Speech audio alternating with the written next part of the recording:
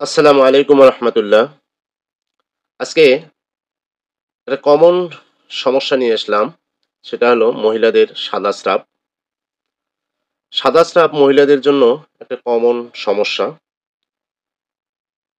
শতকরা 80% মহিলার সাদা স্রাবে আক্রান্ত। সাদা স্রাব থেকে মুক্তি পাওয়ার জন্য বিভিন্ন ধরনের চিকিৎসা করার পরেও সাদা স্রাব থেকে সাধারণত তারা মুক্ত হতে পারে না। আর সাদা স্রাব হলে শরীরে কোন কোন সমস্যা দেখা দেয়? অতিরিক্ত সাদা স্রাবের কারণে শরীরের হাত পা ব্যথা করে, ঝিমঝিম করে এবং শরীর দুর্বল হয়ে যায় এবং চেহারা হালকা হয়ে যায়। সেজন্য সাদা স্রাব নিয়ন্ত্রণে করা খুবই জরুরি। সাদা স্রাব নিয়ন্ত্রণ করার জন্য ঘরোয়া কিছু টোটকা আপনাদের জানিয়ে দেব। সেটা আপনারা অবশ্যই পালন করে দেখবেন। ইনশাআল্লাহ সেখান থেকে সাদা স্রাব থেকে আপনারা অবশ্যই মুক্ত পাবেন।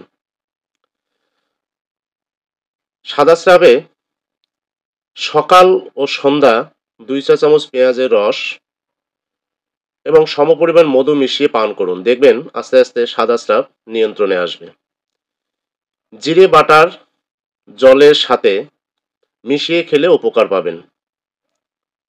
আমলকি রস এবং মধু ক্রমাগত ১ মাস যদি আপনারা নিয়মিত খেতে পারেন তাহলে দেখবেন যে সাদা স্রাব একবারেই ঠিক হয়ে যাবে। অর্থাৎ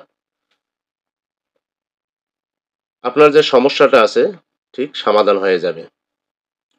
প্রতিদিন কলা খাবেন। এরপর দুধে মধু মিশিয়ে পান করুন।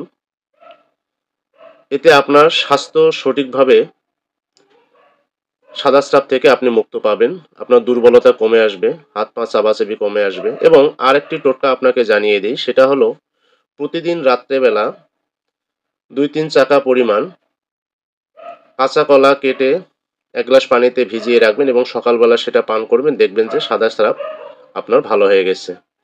তো ধন্যবাদ সবাইকে, ভালো থাকবেন, শরীরের প্রতি যত্ন নেবেন, সুস্থ থাকবেন। আসসালামু আলাইকুম।